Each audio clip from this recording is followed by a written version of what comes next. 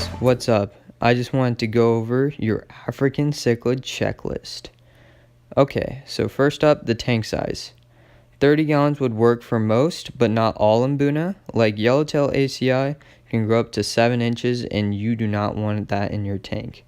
But basically any Mbuna between 3 to 4 inches like a Damasceni. Larger is pushing it, but it can be done. This is not for beginners to try. If you are breeding peacocks in common haps, this is also acceptable. 55 gallons and up is good for most peacocks in common haps and Mbuna. I would rather go with the 75 because it's 20 more gallons. It's only 20 more gallons actually. And it's a little more expensive, but it's also deeper. And I think a 55 is too narrow of a tank, but you do you. Anything 125 and up is good for most, if not all predator haps. More on that in another video. Next, the substrate. You're going to need gravel or sand. In my case, I'm using gravel for my cichlids. Honestly, I would use sand or very small gravel for cichlids because they would act more natural, like picking it up and spitting it out. You know the deal. I got this tank used and the gravel just came with it, so I just went with it. But I'm planning on doing a substrate change. Next, hardscape. You want to use rocks for an African cichlid tank. It's the most natural thing you can use for them.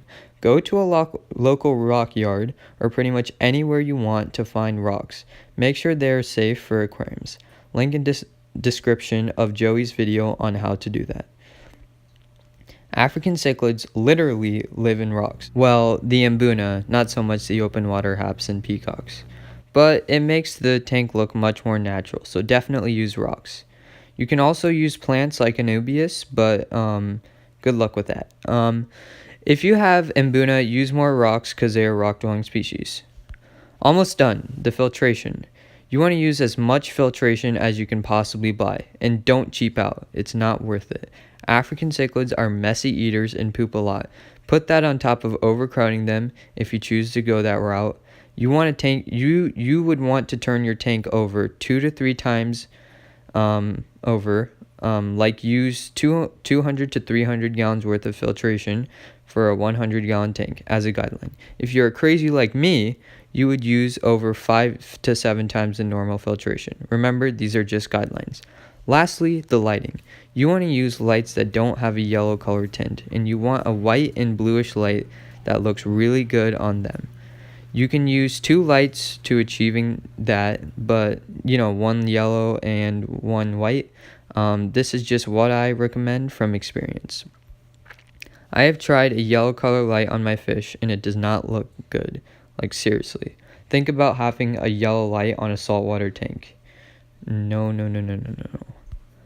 But a tip, put your light in the front of the tank because African cichlids tend to stay at the front of the tank. Because they're just begging for food from you, nothing else. And as I've noticed, and if you don't, there would just be a shadow in the front and it would kind of look bad. But that's just my 2 cents. Other things like heaters and other miscellaneous things I won't go over. You should probably or already know what are those other things you need, and there's no point in me going over it. For example, heaters, dechlorinator, nets, food, you get it. Okay, that's the end of the video. Be sure to like and subscribe. It really helps me out and it could help you out too. Thanks for watching and I will see you next time.